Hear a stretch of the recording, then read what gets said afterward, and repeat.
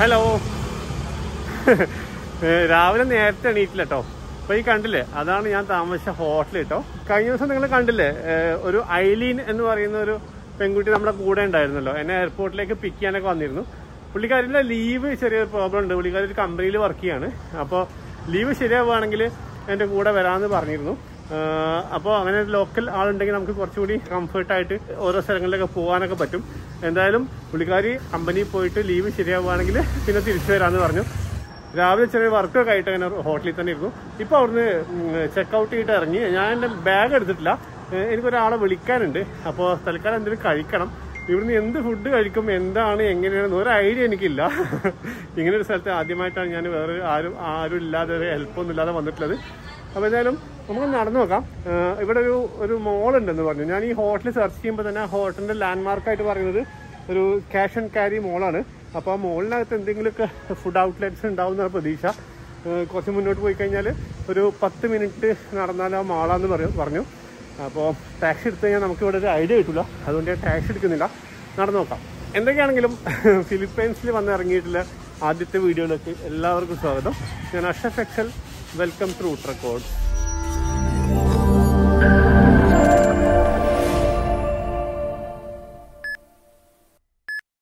What is this? Corn. Yeah.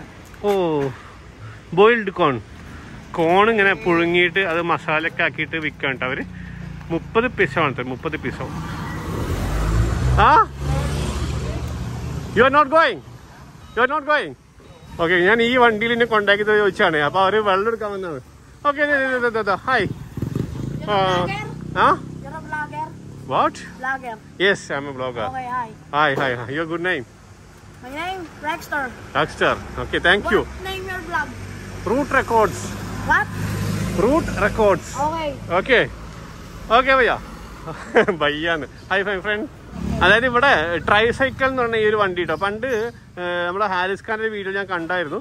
അതായത് കണ്ടോ, ഈ ഒരു സൈക്കിളിന്റെ സൈഡിൽ ഒരു ചെറിയൊരു ബോക്സ് ഇങ്ങനെ ഫിറ്റ് ചെയ്തേക്കാണ്.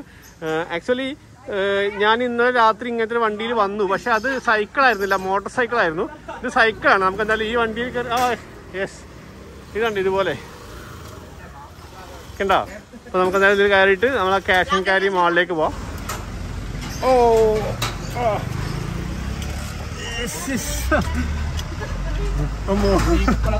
സംഭവം നടക്കുകയാണെങ്കിൽ ചിലപ്പോൾ ഇതിനേക്കാളും വേഗത്തുണ്ടാവും. ഇത് ഭയങ്കര കോമഡിയാ. സാധാരണ ഇങ്ങനത്തെ സംഭവം ഉണ്ടാകുമ്പോൾ മുമ്പിലേക്ക് ഗ്ലാസ് ഒക്കെ ആയിരിക്കില്ലേ, ഇത് ഫുള്ളൊരു ഫ്ലക്സ് പോലെ സംഭവം വെച്ചിട്ട് ഇങ്ങനെ മറച്ചിട്ടുണ്ട്. ഒന്നും കാണുന്നില്ല. സൈഡിൽ കൂടി നോക്കണം എന്തെങ്കിലും കാണണമെങ്കിൽ. ഇവര് ചവിട്ടി ചെയ്യണത് അത്യാവശ്യം നല്ല ബുദ്ധിമുട്ടുണ്ടാവും ചവിട്ടി പോകാൻ കേട്ടോ. ഞാൻ ഇന്നലെ രാത്രി ഇതേ സാധനം ഒരു ബൈക്കിൽ കണക്ട് ചെയ്ത സംഭവം ഉണ്ട് കേട്ടോ. അതിനും ഇവർ ഇവിടെ പറയുന്നത് ട്രൈസൈക്കിൾ എന്നാണ്. ഈ സിറ്റിയിലൊക്കെ ചീപ്പായിട്ടുള്ള ട്രാൻസ്പോർട്ടേഷൻ ഓപ്ഷൻ ഇതാണെന്നാണ് ഞാൻ വിചാരിക്കുന്നത്. ഇവിടെ പൊതുവേ ഇങ്ങനെ ടൂറിസ്റ്റുകൾക്ക് അത്യാവശ്യം നല്ല പസ്റ്റിക്കൽസ് ഉണ്ട് എന്നൊക്കെ കേട്ടിട്ടുണ്ട്. അപ്പോൾ നമ്മൾ എവിടെ ചെന്നാലും ഒന്ന് അലേർട്ടായിരിക്കണം. എന്ത് പറഞ്ഞാലും ബാർഗെയിൻ ചെയ്തേ പറ്റൂ എന്നതാണ്. അപ്പോൾ നമുക്ക് എന്തായാലും ക്യാഷ് ആൻഡ് ക്യാരി മാളിൽ പോവാം.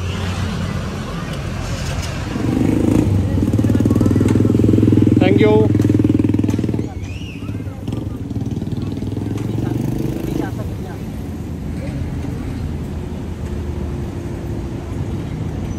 നമ്മളിപ്പോൾ മോളിൻ്റെ മുമ്പിലെത്തി കേട്ടോ. ക്യാഷ് ആൻഡ് ക്യാരി മോള് കണ്ടോ.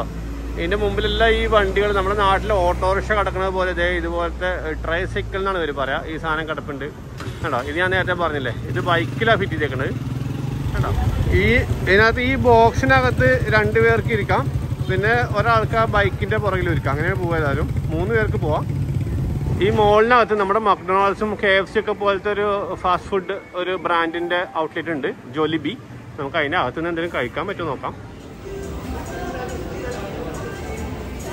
സംഭവം നല്ല ഇൻട്രസ്റ്റിംഗ് ആണ് കേട്ടോ. നമുക്ക് ഒരു പരിചയമില്ലാത്തൊരു സിറ്റിയിൽ വന്നിട്ട്, ഒരു നാട്ടിൽ, ഒരു രാജ്യത്ത് വന്നിട്ട് ഇങ്ങനെ ചുമ്മാ കറങ്ങി നടക്കാം. എന്താണ് മുമ്പിൽ കാണുന്നത് അതൊക്കെ എക്സ്പീരിയൻസ് ചെയ്യാം. കൊള്ളാം, നല്ല രസമുണ്ട്. ഞാനിങ്ങനെ പ്രതീക്ഷിക്കുന്നത് ഏകദേശം ഇങ്ങനെയൊക്കെ തന്നെയാണ്, കുഴപ്പമില്ല. ഞാനിപ്പോൾ അവിടെ ജോലിബീനകത്ത് കയറിയിട്ട് ഒരു സാൻഡ്വിച്ചും ഒരു ചെറിയൊരു ഫ്രഞ്ച് ഫ്രൈസും ഒരു സ്പ്രൈറ്റും ഓർഡർ ചെയ്തു. ഫ്രഞ്ച് ഫ്രൈസും സ്പ്രൈറ്റും കൊണ്ടു തന്നു. ഒരു 5 മിനിറ്റ് കൊണ്ട് സാൻഡ്വിച്ച് കൊണ്ടുതരാമെന്ന് പറഞ്ഞു. ഫ്രഞ്ച് ഫ്രൈസ് സൂപ്പറാട്ടോ. സംഭവം ശരിയാണ്. ഒരു നാട്ടിൽ പോകുമ്പോൾ അവിടുത്തെ ലോക്കൽ ഫുഡ് കഴിക്കണം എന്നൊക്കെയാണ് ഞാനും ആഗ്രഹിക്കുന്നത്. എല്ലാവരും പറയുകയും ചെയ്യാം. കഴിക്കണം, നമുക്ക് ട്രൈ ചെയ്യണം. നമുക്ക് എന്തൊക്കെ ട്രൈ ചെയ്യാൻ പറ്റും നമുക്ക് നോക്കട്ടെ. സമയമുണ്ട്. ഇവിടുത്തെ ചില ഭക്ഷണങ്ങൾ കണ്ട് നമുക്ക് കഴിക്കാൻ തോന്നില്ല. അവരുടെ ഫുഡിനെ മോശമായി പറയില്ല കേട്ടോ. വേറൊരു ആൾ കഴിക്കുന്ന ഭക്ഷണത്തിന് നമ്മൾ ഒരിക്കലും മോശമായി പറയാൻ പറ്റില്ല. നമ്മൾ കഴിക്കുന്നില്ലെങ്കിൽ കഴിക്കുന്നില്ല എന്ന് വെക്കാം, നമുക്ക് വേണ്ടാന്നും പറയാം. അല്ലാതെ അതിനെ മോശമായിട്ട് പറയല്ല. പല സാധനം നമുക്ക് കഴിക്കാൻ കഴിയില്ല. എന്നാലും നമുക്ക് കഴിക്കാൻ കഴിയുന്ന ഭക്ഷണങ്ങൾ നോക്കിയിട്ട് നമുക്ക് ട്രൈ ചെയ്യണം വഴിയെ. അപ്പോൾ തൽക്കാലം ഞാൻ ഈ സാധനം കഴിക്കട്ടെ, പരിചയമുള്ള സാധനം കഴിക്കട്ടെ. ഇത് കഴിച്ചിട്ട് എന്താണ് എനിക്കൊരു ഐഡിയ ഇല്ല, നോക്കട്ടെ. അപ്പോൾ ഭക്ഷണം കഴിച്ച് പുറത്തിറങ്ങിട്ടോ. എത്ര കാലം ഇങ്ങനത്തെ ഫുഡ് തന്നെ കഴിക്കേണ്ടി വരുന്ന എനിക്കറിയില്ല. എന്തായാലും തൽക്കാലം ഞാനത് കഴിച്ച് പുറത്തിറങ്ങി. ഇപ്പോൾ ഏകദേശം സമയം 3 മണിയായിട്ടോ. 3 മണി എന്ന് പറയുമ്പോൾ നമ്മുടെ നാട്ടിൽ നിന്ന് 2.5 മണിക്കൂർ അധികമാണ് കേട്ടോ ഇവിടെ. അതായത് ഇപ്പോൾ അവിടെ ഒരു 12.5 മണിയായിട്ടുണ്ടാവും. ഇപ്പോൾ ഇവിടെ 3 മണിയായി, ഉച്ച കഴിഞ്ഞിട്ട്. ഇനി ഞാനിവിടെ ജസ്റ്റ് നോക്കിയപ്പോൾ ഇവിടുത്തെ ഒരു ഷോപ്പിംഗ് മാള് ഭയങ്കര പ്രസിദ്ധമാണെന്ന് കേട്ടു കേട്ടോ. അപ്പോൾ അങ്ങോട്ട് പോകാൻ നോക്കുമ്പോൾ ഒരു 7-8 കിലോമീറ്റർ കാണിക്കുന്നുണ്ട് ദൂരം. അപ്പോൾ ഇവിടെ ഒരു bike taxi, motor cycle taxi കണ്ടു ഞാൻ. അപ്പോൾ ആ ആപ്പ് ഇൻസ്റ്റാൾ ചെയ്തു, ജോയ് റൈഡ് എന്ന് പറഞ്ഞിട്ട്. അപ്പോൾ അതിനകത്തൊരു ബൈക്ക് ബുക്ക് ചെയ്തപ്പോൾ 99 പൈസയാണ് കാണിച്ച്. എന്തായാലും പുള്ളി വരുന്നുണ്ട്. ഞാൻ ആ ബൈക്ക് ടാക്സി വരാൻ വേണ്ടി വെയിറ്റ് ചെയ്യാണ്. നമുക്ക് ഇവിടുത്തെ ഓരോരോ ട്രാൻസ്പോർട്ടേഷൻ സംവിധാനം എക്സ്പീരിയൻസ് ചെയ്യാലോ. Hello, yes, Ashraf Excel. Oh, you are with the box. This is for helmet only? Yes. Okay, കണ്ടോ, ഇവരൊരു എക്സ്ട്രാ ഹെൽമെറ്റ് ക്യാരി ചെയ്യാൻ വേണ്ടി ഒരു ബോക്സ് ഒക്കെ വെച്ചിട്ടാട്ടോ. Let's go.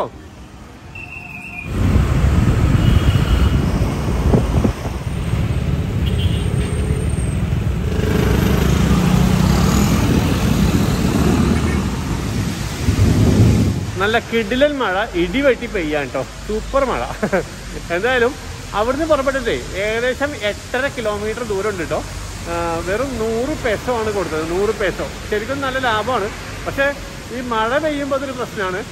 നമ്മൾ ഏകദേശം ഒരു 2-3 മിനിറ്റ് ബാക്കിയുള്ള സമയത്ത് നല്ല മഴ പെയ്തു. അപ്പോൾ ബാക്കിലിരിക്കുന്ന ഞാൻ കുറച്ച് നനഞ്ഞു, എൻ്റെ കാലൊക്കെ കുറച്ച് നനഞ്ഞു. പക്ഷേ മറ്റവൻ നന്നായി നനഞ്ഞു കേട്ടോ. നമ്മളെ കൊണ്ടുവന്ന ബൈക്ക് ടാക്സിക്കാരൻ നന്നായി നനഞ്ഞു.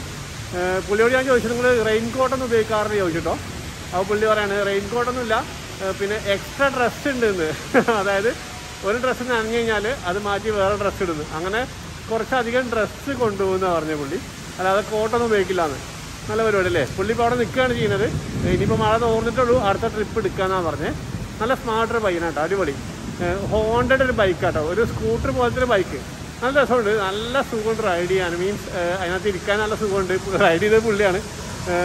1.5 ലക്ഷം പെസോ അത്ര ഇതിൻ്റെ വില, ഏകദേശം 2.25 ലക്ഷം രൂപ വിലയുള്ള വണ്ടിയാണ്. 45 കിലോമീറ്റർ മൈലേജ് കിട്ടുമെന്ന് പറഞ്ഞു. അതിന് ബാക്കിൽ വെച്ച ബോക്സാണ് എനിക്ക് ഭയങ്കര ഇഷ്ടപ്പെട്ടത്. അത് ശരിക്കും അവിടെ നമ്മളവിടെ ഉണ്ടാവുമെന്ന് വിചാരിക്കും, ഞാൻ കണ്ടിട്ടില്ല. ഉണ്ടെങ്കിൽ നല്ല സംഭവമായിട്ട്. അത് ഏകദേശം 5000 പെസോണ് അതിൻ്റെ വില പറഞ്ഞത് പുള്ളി. എന്തായാലും ഞാനപ്പോൾ ഇങ്ങോട്ട് മാറി മഴ കൊള്ളാത്ത സ്ഥലത്തേക്ക് നിൽക്കുകയാണ്. ഇനി നമുക്ക് ആ മാളിനകത്തേക്ക് കയറണം. ഇതാണ് ആ മാൾ കേട്ടോ. ശരിക്കും ഇതതിൻ്റെ ബാക്കിലെ വേറൊരു എൻട്രൻസ് കേട്ടോ. അതിൻ്റെ മെയിൻ എൻട്രൻസ് അപ്പുറത്തെ എവിടെയാണ്. അപ്പോൾ നമുക്ക് എന്തായാലും മെയിൻ എൻട്രൻസ് വഴി തന്നെ പോവാം.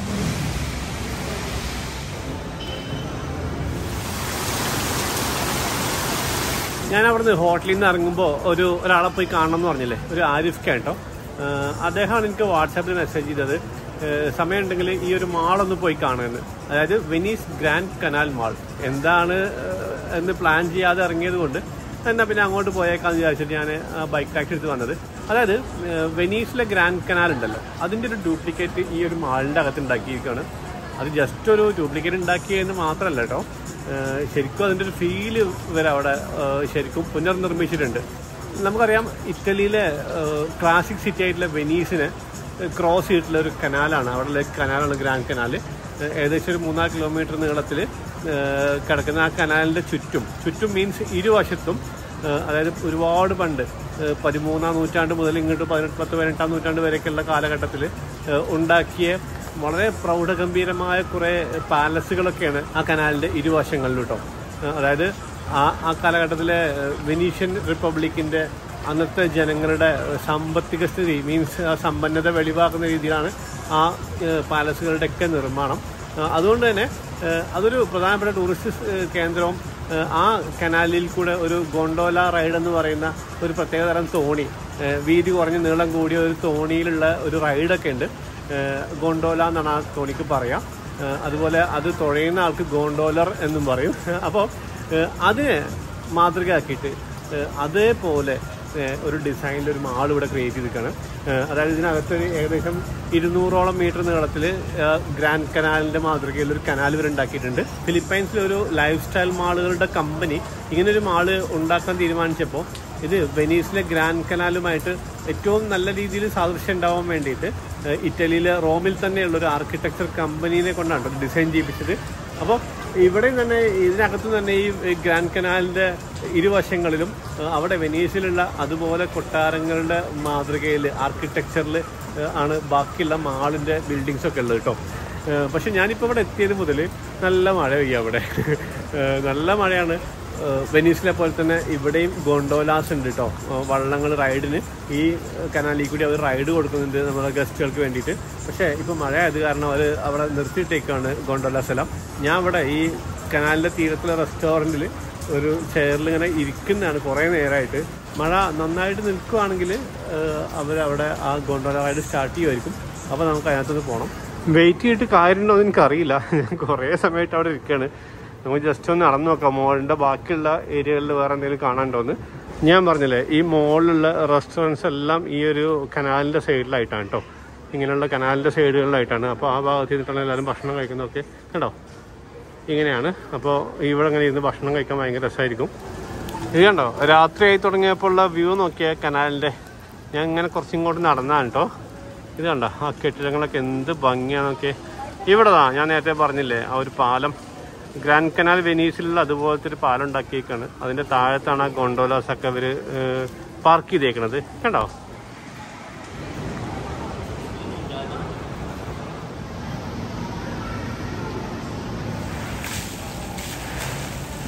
സംഭവം ഇറ്റലിയിൽ റോമിലുള്ള വലിയ ആർക്കിടെക്റ്റൊക്കെ തന്നെയാണ് ഡിസൈൻ ചെയ്തിരിക്കുന്നത്. പക്ഷേ ഇവരിത് ഫിലിപ്പൈൻസിലെ കാലാവസ്ഥയ്ക്ക് അനുയോജ്യമായ രീതിയിൽ എന്തെങ്കിലും ചെയ്യേണ്ടിയിരുന്നു ഈ വെള്ളം പുറത്തേക്ക് പോകാൻ വേണ്ടിയിട്ട്.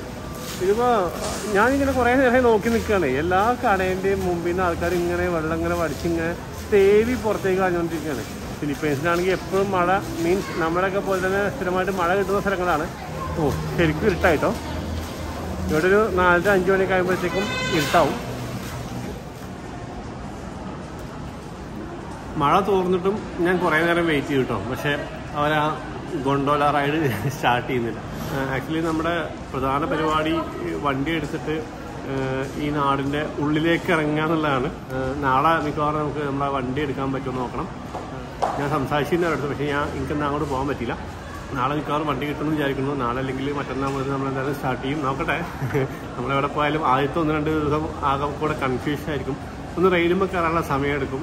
ഈ രാത്രി ഈ മഴയും പെയ്തത് കാരണം ഇനി ബൈക്ക് ടാക്സിക്കാരുണ്ടാവുമെന്ന് അറിയില്ല. അതല്ലെങ്കിൽ പിന്നെ ഇവിടെ ഉള്ളത് നമ്മുടെ ഉബറും ഓലയൊക്കെ പോലെയുള്ള ഗ്രാബാണ്. ഞാൻ മലേഷ്യയിൽ പോയപ്പോൾ ഉപയോഗിച്ചിട്ടുണ്ടായിരുന്നത്. ഗ്രാബ് എന്ന് പറഞ്ഞിട്ട് ആപ്പുണ്ട്. അതിനകത്ത് ടാക്സി ഉണ്ട്, ഫുഡുണ്ട്, മറ്റു പല പരിപാടികളുണ്ട്.